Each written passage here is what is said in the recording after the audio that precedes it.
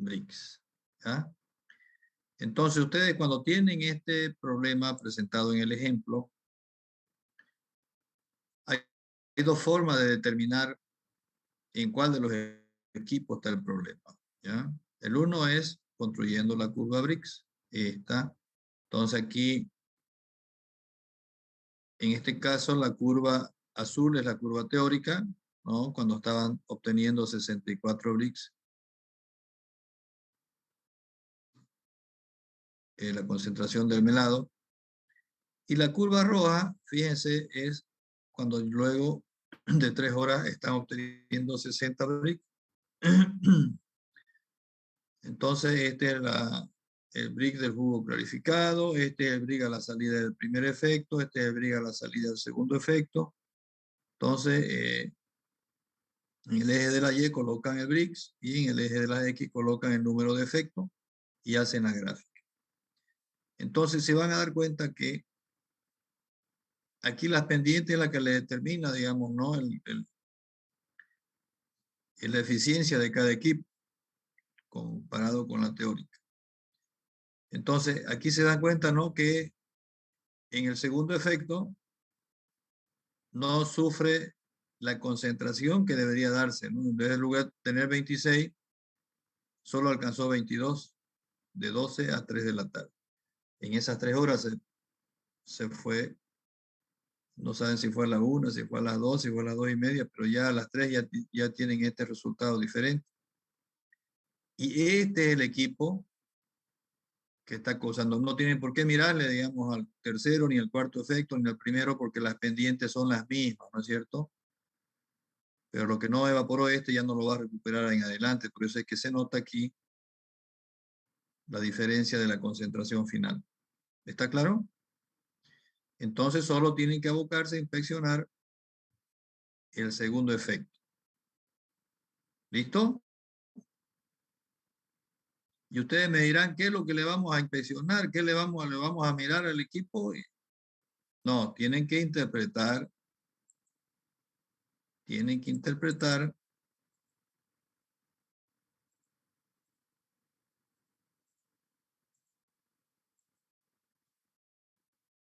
esta ecuación de transferencia de calor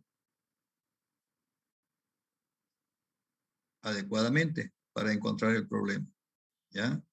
Por eso le he puesto aquí o evaporador 2. Bueno, aquí no lo tiene el condensador, el evaporador 2, ¿no? Porque está como segundo efecto, no está como cuarto. Entonces, tienen que interpretar esta ecuación de transferencia de calor en este equipo. ¿Está claro hasta ahí? Sí, ingeniero. ¿Cómo identificaron el equipo? El equipo problema.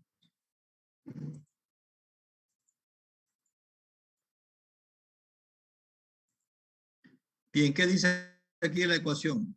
Que el calor transferido es igual a el coeficiente global de transferencia de calor por el área de transferencia de calor por la diferencia de temperatura media logarítmica. Si nos vamos a analizar cada uno de los términos de aquí, el coeficiente global de transferencia de calor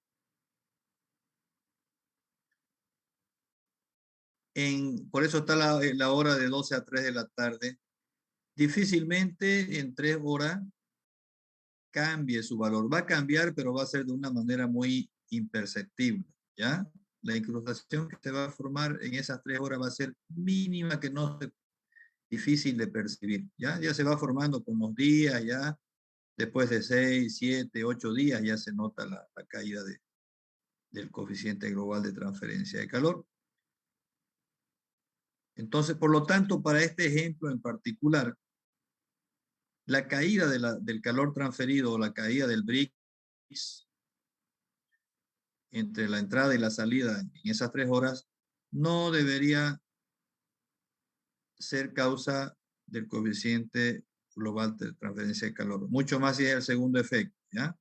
Después les voy a explicar En el primer efecto puede darse este caso solamente. Después le explico por qué. Vamos al ejemplo. Entonces, en 3 horas no va a variar el coeficiente global de transferencia de calor en el segundo efecto. Vamos con el área de transferencia de calor. Si aquí tiene, por ejemplo, de superficie de transferencia de calor 3.000 metros cuadrados, de 12 a 3, ¿usted cree que va a cambiar esta superficie? Que son las superficies, ¿no?, de los tubos, ¿no? Es decir, el perímetro de cada tubo por la largura y eso por el número de tubos, ¿no? Ese es el área de transferencia de calor. ¿Ustedes creen que va a cambiar de 3 a 2, de 12 a 3 de la tarde la superficie de transferencia de calor?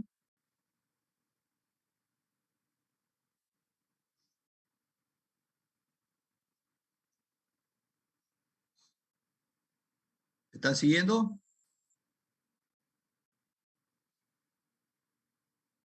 No cambia, ingeniero. No cambia.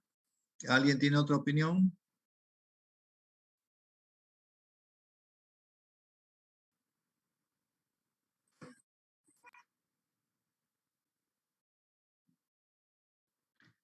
¿Alguien tiene otra opinión?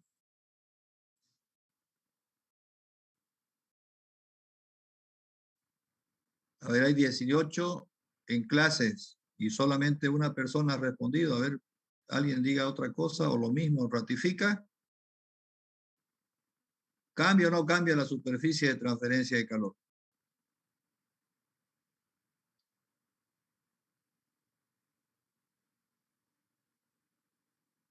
Que es la superficie de los tubos, ¿no? Por donde se transfería el calor del vapor al jugo. ¿Ah? No cambia, ingeniero. Bien, el área de transferencia de calor, fíjense que es el área por donde se está transfiriendo calor de la parte de la cámara de vapor al jugo. No va a cambiar la superficie de los tubos, ¿no? Pero la superficie de transferencia de calor va a cambiar. ¿En qué circunstancia puede cambiar? Y aquí puede darse en cuestión de poco tiempo, digamos, de 12 a 3 puede darse el caso. Supónganse que algún auxiliar, algún limpiatubo, alguna persona que fue y le cerró la válvula de salida de incondensable que está aquí, condensable liviano, que está más normalmente a nivel de piso, le cierran la válvula de salida de incondensable que estaba bien reguladita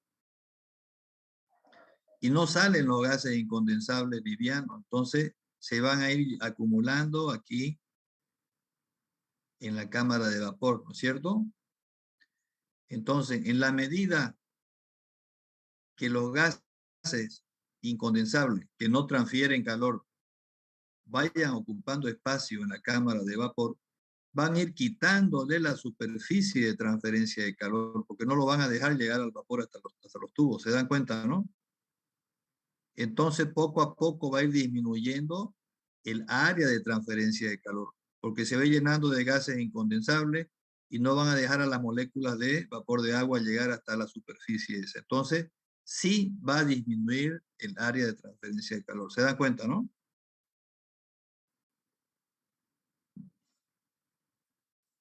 Sí, ingeniero, todo claro. ¿En qué otra circunstancia puede cambiar esta área de transferencia de calor? También puede ser si le cerraron la válvula, por supuesto, de salida de incondensable pesado, ¿no? Lo mismo va a pasar. Con los gases pesados también van a ir acumulándose. Y si lo deja mucho tiempo, inclusive pueden, si la cierran las dos válvulas, puede llenarse de gases todo y pueden paralizarlo totalmente el equipo porque no va a poder entrar vapor nada. Por lo tanto, el brick del jugo de entrada va a ser igual al de salida porque se va a paralizar completamente el equipo. Ya a esos extremos pueden llegar. ¿De acuerdo? En esa circunstancia, si se llenó toda la cámara de vapor de gases incondensables, esta línea va a ser horizontal, o sea, entró con 17 y salió con 17, ¿ya? Y después recién va a venir acá, ¿de acuerdo?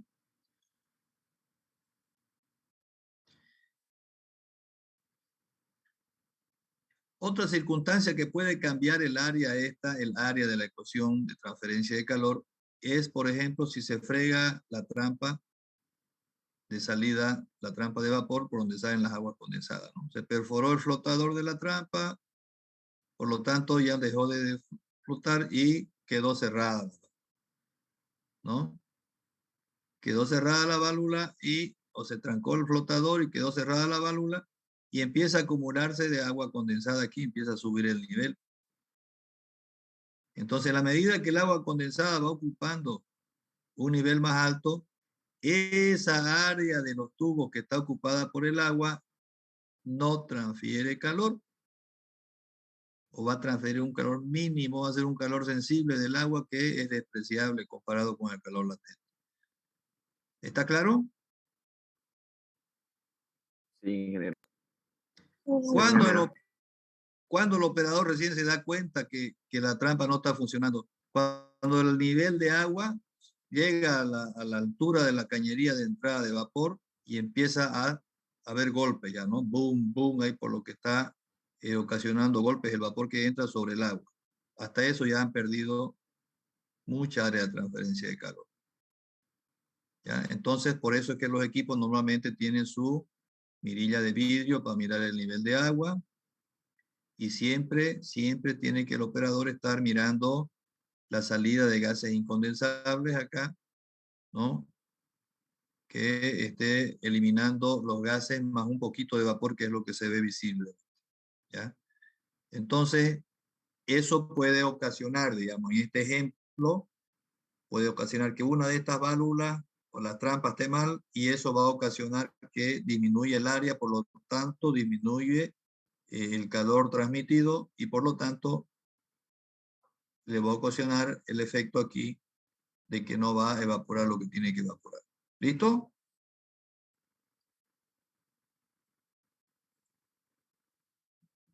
Sí, ingeniero. Ahora nos queda el último de los términos, el delta T. Cuando yo le mostraba aquí, ¿no?, las extracciones BP2, BP3, fíjense que aquí están las diferencias, la temperatura, ¿no?, del cuerpo, 93, la del otro 109, la del otro 114. Entonces, y estos vapores vegetales pueden ir al calentamiento, pueden ir a la destilería, pueden ir al área de cocimiento, a otros equipos de proceso que pueden utilizar este vapor, ¿ya? Entonces, en la medida que ustedes le extraigan más vapor aquí al sistema, de acuerdo al diseño, la diferencia entre el vapor escape, que está aquí creo más claro, ya que 126 a 114, esta diferencia va a ser más. Entonces, si colocan otro equipo que utiliza BP1, aquí ya no va a ser 114, va a ser 113, ¿ya? ¿Ya? Aquí está trabajando con BP2 los calentadores también, está trabajando algunos tachos de cocimiento de segunda o de tercera. Entonces, si ustedes quitan el consumo a un equipo, esto se le va a subir a 110. Entonces, la diferencia ya no va a ser de 114, de 109 a 114. Es decir, 5 grados. Si este sube a 10, ya va a ser solamente 4 grados. Entonces, ahí le va a cambiar este término de la ecuación. ¿De acuerdo? Entonces, normalmente una evaporación se empieza a calcular, una evaporación de múltiple efectos, se empieza a diseñar calculando los consumidores de los vapores vegetales, ¿ya? En base a los consumidores de los vapores vegetales, ustedes calculan el área de estos equipos. Entonces, si operativamente, por ejemplo, a las 12 del día, tenía 64 brix aquí del lado, estaba todo bien, y aquí al operador se le ocurre cerrar el vapor, el BP2 al calentador y y ponerle BP1, digamos, ¿ya? Entonces significa que esta diferencia de temperatura, que era 5, va a caer.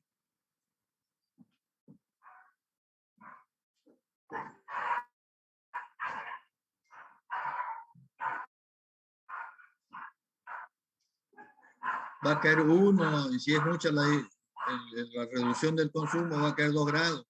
Por lo tanto, en la ecuación esta, este valor va a disminuir. Por lo tanto, si disminuye este valor, suponiendo que los otros dos están constantes, también va a caer el calor transferido. También va a ser la causa de esta caída en la concentración. ¿Está claro, no?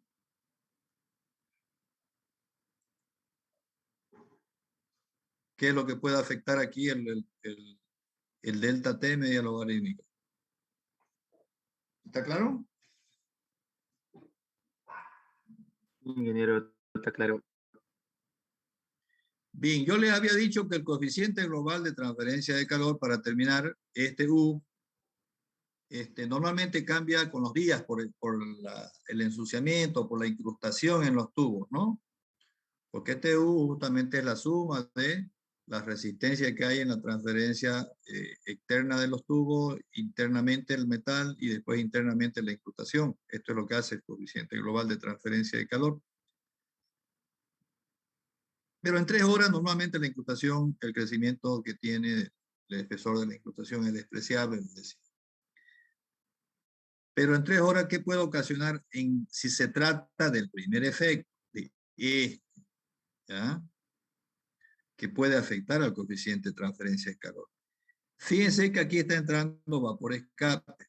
Normalmente el vapor escape de las turbinas es un vapor que está un poco sobrecalentado, ¿ya? De las turbinas sale a 140 y a esta presión, que está aquí más claro, a esta presión de 1.5 bar más o menos es a 126. Así que el vapor de escape cuando sale de la turbina no sale a 126, sale a más, 140, 100, depende depende de la turbina y depende del porcentaje de utilización que está teniendo la turbina con función a su capacidad, ¿ya? Pero viene un vapor sobrecalentado. Solo en ese caso, este coeficiente U puede variar de 12 a 3 días. ¿Por qué puede variar? Porque en la parte externa de los tubos, estos de aquí, va a entrar un vapor que no está saturado, ¿ya? Entonces, cuando el vapor no está saturado, tiene que entrar y primeramente enfriarse hasta la temperatura de saturación para recién entregar el calor sensible. Entonces, bajo esas circunstancias, si el vapor no entra saturado, este coeficiente global de transferencia de calor va a bajar su valor. ¿Por qué? Porque en la parte externa del tubo, ustedes saben, los que han llevado operaciones 2, bueno, se deben saber, hay una curva aquí externa que viene con la temperatura del vapor y al aproximarse al tubo, ¿no? Empieza a descender aquí, hasta la temperatura del tubo. Entonces, esta curva, si el vapor está sobrecalentado, va a ser mucho más prolongada. O sea, la resistencia va a ser mayor, por lo tanto, el coeficiente va a ser menor. Por eso es que normalmente en la línea de vapor escape, el vapor que ingresa es un vapor saturado. Ya se coloca un saturador aquí, una tobera con agua, que es una niebla de agua automática que va en función a la temperatura, va saturando el vapor y cuando entra ya al primer efecto ingresa un vapor saturado. De tal manera de que al ingresar directamente condensa, directamente entrega el calor latente para producir la evaporación del jugo.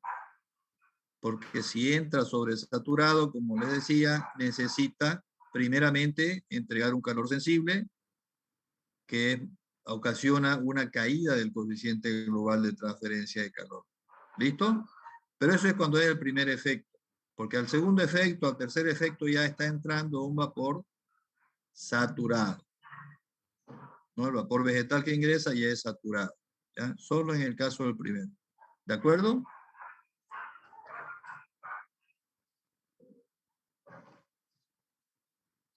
Está bien, ingeniero. Bien.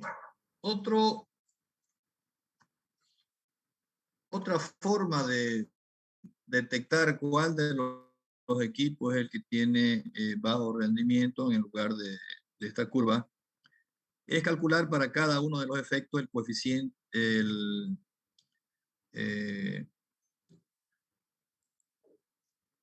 esta es una curva real de Briggs, ¿ves? Una curva real, curva Briggs. Aquí se ven, no es que sean 8 efectos, sino que normalmente los 4 primeros están trabajando como primer efecto y el jugo está en paralelo, ¿no? Perdón, el jugo está en serie, pero el vapor está en paralelo, ¿ya? Por eso es que se dan aquí, por ejemplo, esto.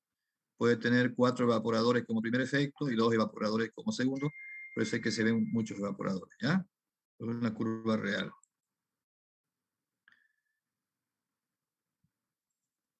Perdón. Entonces, le decía yo que haciendo mención al ejercicio que les dicté antes acá, ya, ya es bueno que lo escriban en una hoja porque lo van a resolver ahorita, ¿ya?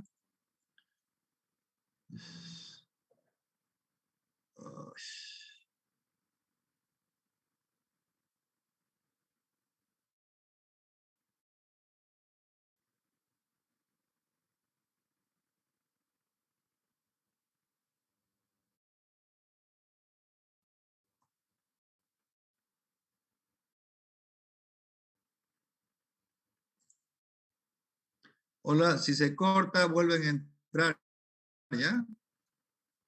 Ingeniero. Ingeniero. Vamos a darle hasta donde...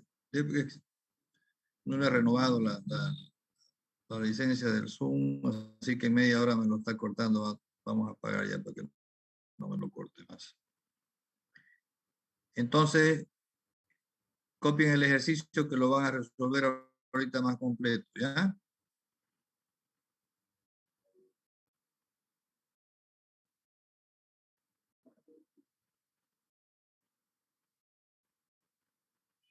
Me avisan.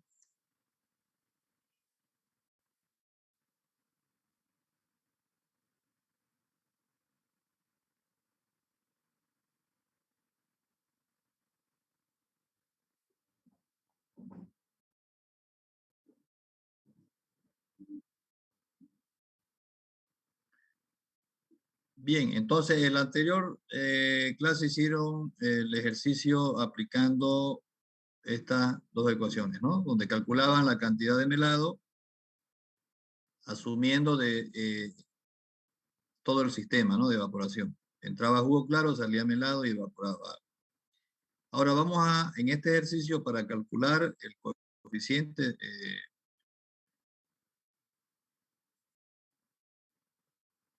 de evaporación. Vamos a aplicar el mismo balance, pero para cada evaporador, ¿ya? Entonces, por ejemplo, aquí ingresa jugo claro al primer evaporador y sale jugo, le vamos a llamar a la salida del primer evaporador, vamos a llamarle jugo 1, ¿no? Con 17 Brix. Perdón. Este jugo 1 y agua 1, el que sale del primer evaporador, que es este de acá, ¿no? Lo que está saliendo de aquí. Es el agua evaporada en el primero, lo que sale de él. En el segundo va a entrar jugo 1 y va a salir jugo 2 y va a evaporar a 2. ¿De acuerdo? Entonces, aplicando el mismo balance de materia y el mismo balance de sólido, tendríamos que Entra jugo claro, sale jugo 1 y sale A1 del primer evaporador. Lo mismo para el segundo y ustedes lo van a hacer para el tercero y para el cuarto. Entonces aquí, esta era la ecuación que vimos antes, ¿no? Donde entraba jugo y salía melado y agua en total, ¿no? Ahora, para el primer efecto, aplicando el mismo balance, entra jugo claro y esto va a ser igual a lo que sale A1 más J1, ¿de acuerdo? Y el balance de sólidos sería jugo claro por brick de jugo claro a la entrada, va a ser igual a 1 por bricks de A1 más jugo 1 por brick de jugo 1. Entonces, como el brick del agua es 0, entonces vamos a tener que este jugo 1, este flujo de jugo 1 va a ser igual al flujo de jugo claro por el brick de jugo claro entre brick de J1, que es similar a esta del balance global del múltiple efecto. ¿De acuerdo?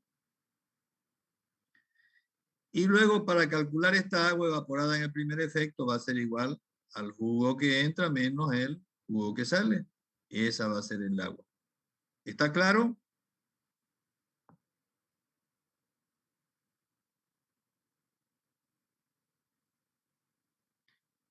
Entonces, el balance que hicimos para el que está en negro para el evaporador de múltiple efecto, el mismo concepto lo estamos aplicando aquí en verde para el primer efecto. ¿Sí? Balance de materia y balance de sólido.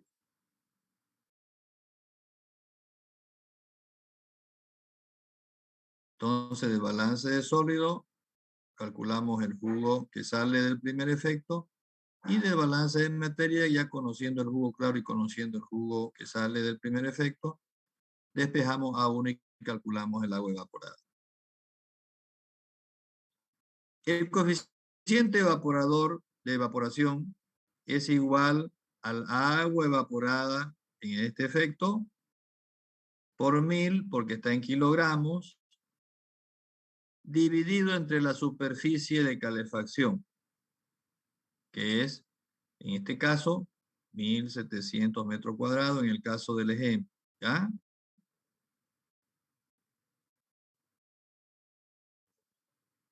El coeficiente de evaporación no es otra cosa que los kilogramos de agua evaporada por metro cuadrado por hora, ¿ya?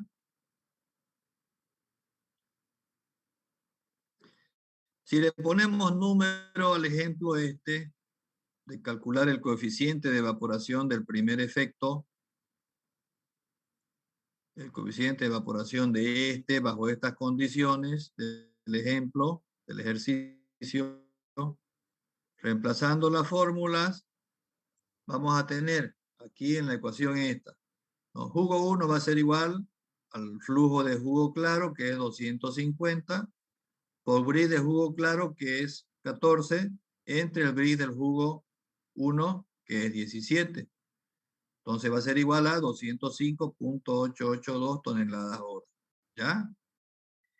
El agua evaporada va a ser igual a jugo claro, que es 250, menos el jugo que sale del primer efecto, que es 205.882.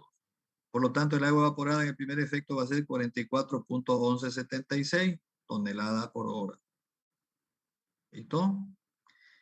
Entonces, como conozco yo A1, entonces aplico ya la fórmula del coeficiente de evaporación, que va a ser igual a A1, que vale 44.1176 por 1000, porque está en kilogramos, dividido entre la superficie de calefacción del primer efecto, que es 1700 metros cuadrados.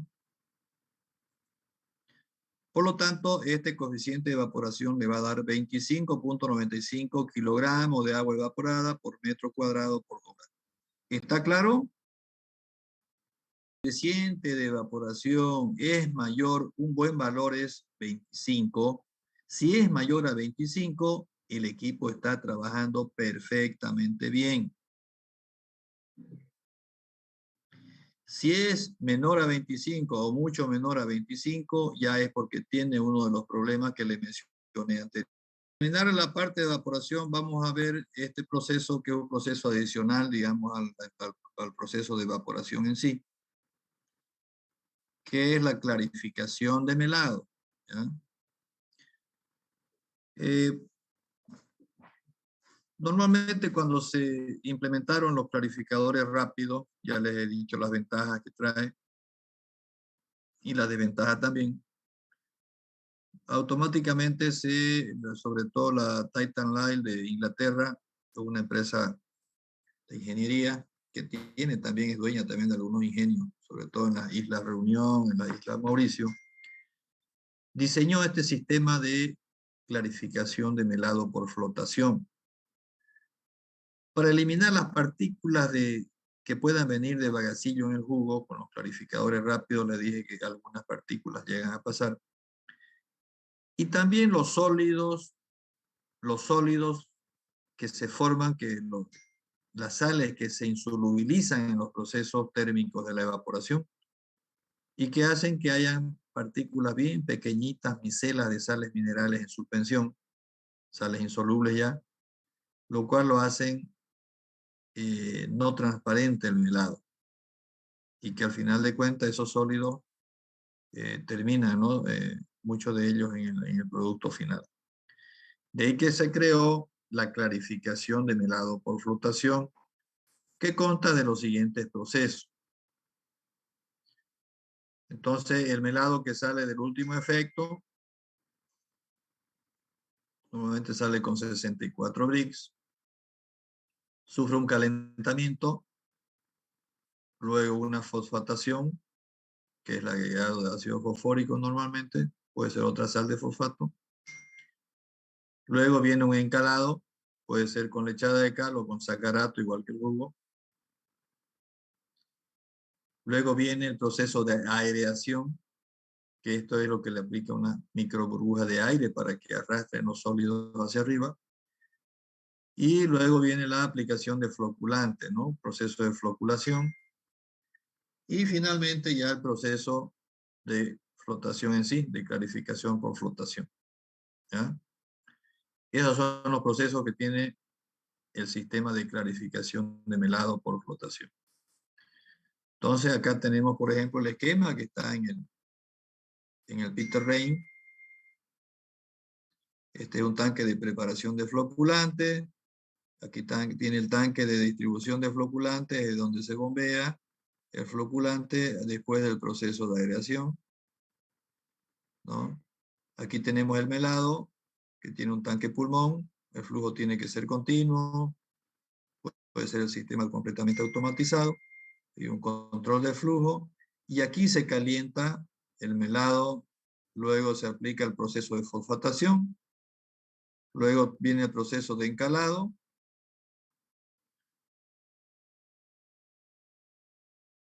Aquí hay un tanquecito para que reaccione el ácido fosfórico con el calcio de la lechada de cal o del sacarato. Y luego viene el proceso de aireación. Hay varios tipos de aireadores. En este caso, este aireador es el que tiene un motor con su eje hueco y su tipo plato que inyecta aquí el aire a alta velocidad, gira y le inyecta el aire formando las microburbujas. Después de él viene el floculante y luego ingresa al proceso de clarificación por flotación, donde las burbujas de aire van hacia arriba formando una espuma, arrastrando los sólidos en suspensión, y por la parte de abajo sale el melado a través de vasos comunicantes, melado clarificado, ya que viene un tanque que lo envía al próximo proceso. Las partículas en suspensión salen arrastradas por la espuma y estas se colectan a través de unas paletas giratorias acá, que las tumban a un costado y vuelve a circularse, porque esta espuma tiene bastante sacarosa, vuelve con el jugo clarificado, con el jugo mixto, perdón,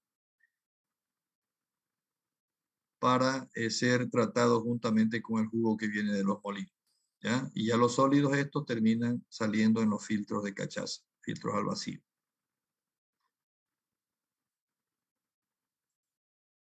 algunos parámetros de operación. No sé si le entendieron al proceso, ¿no? Es bastante corto, ¿no? Calentamiento, fosfatación, encalado, aireación, floculación y clarificación por flotación. Eso es lo que está aquí. ¿Está claro? Ahora veamos Está algunos claro, parámetros de operación. El calentamiento normalmente se lo calienta el melado que sale del último efecto a 65, 68 grados, depende del vacío y de la altura hidrostática del último efecto. El calentamiento se lo hace a 87 grados. ¿Ya? Esto es para disminuir un poco la viscosidad del melado y poder tener un proceso de clarificación mejor. La fosfatación, que es el agregado de ácido fosfórico, la proporción hay que practicarla, digamos, ¿no? Hay que ir probando, pero normalmente un valor aproximado, una base, digamos, para después ajustar el valor óptimo, puede estar en 300 partes por millón referido a sólido seco en el melado. ¿Ya? como dijo. 300 partes por millón referido a sólido seco en el melado, referido a sólido en melado. ¿Ya?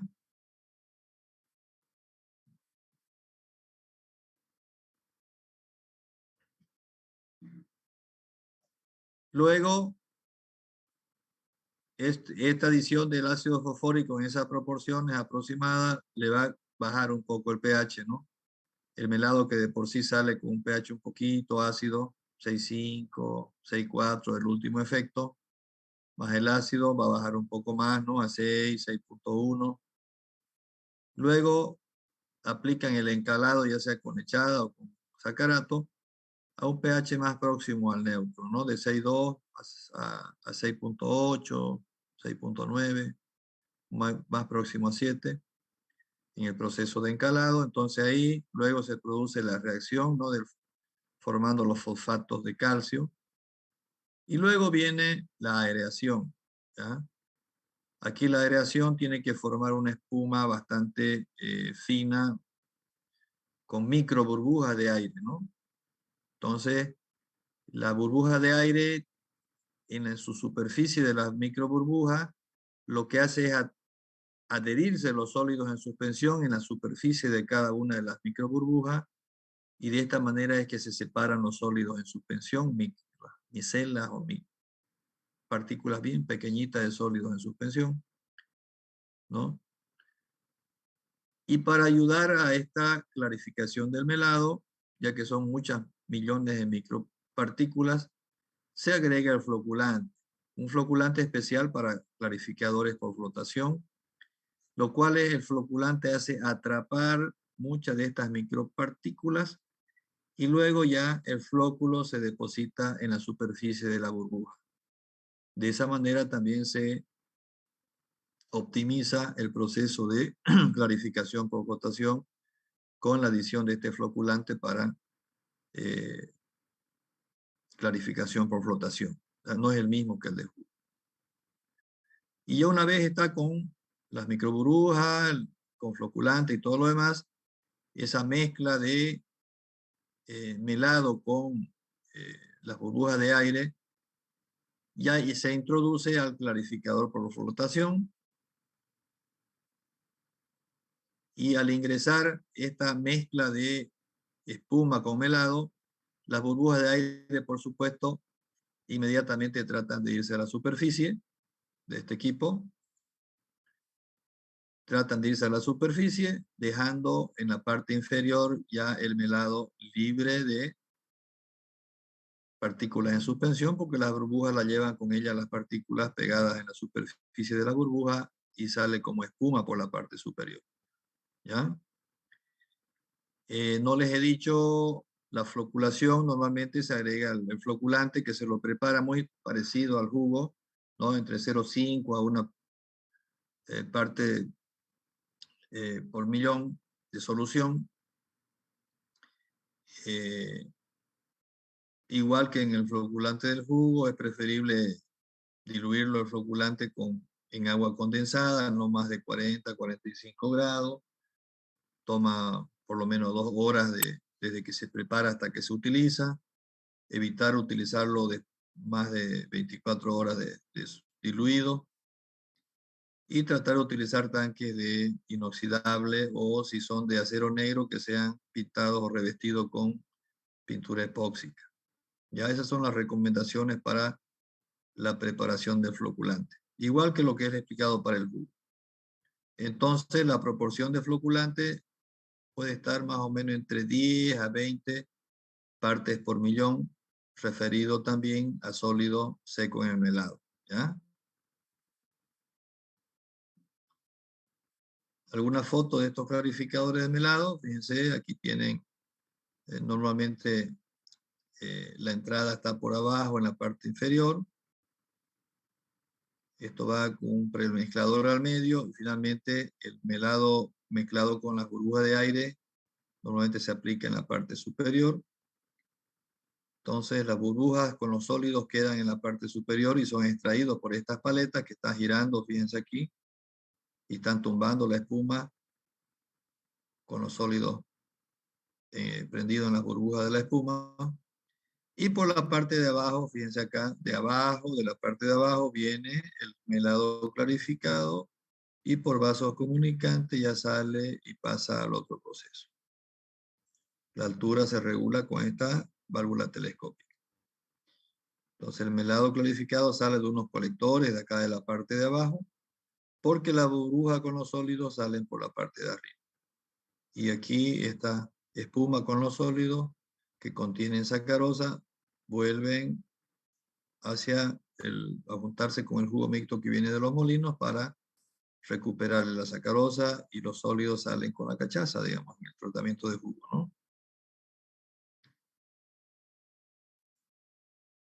¿Está claro?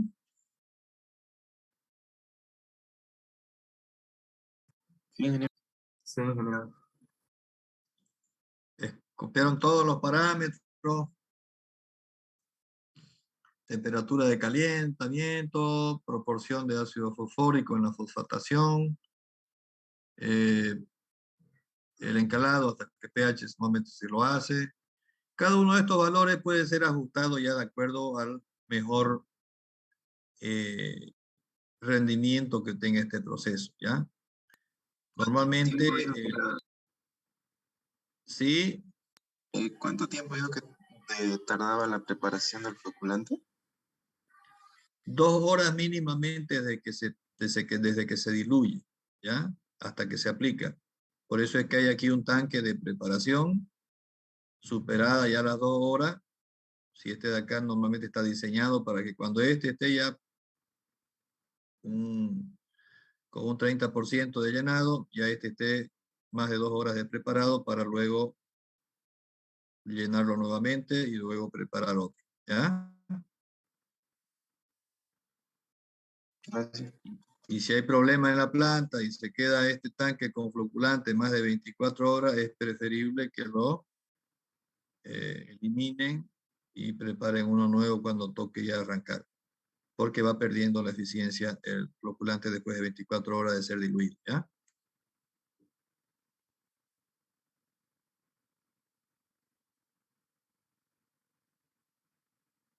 ¿Alguna otra pregunta?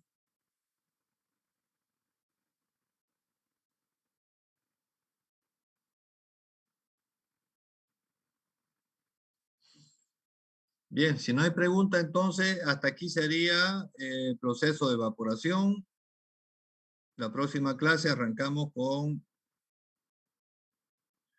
la verificación de este ejercicio para el segundo, tercero, cuarto efecto, con los datos que están aquí. Enseguida le envío la presentación. Y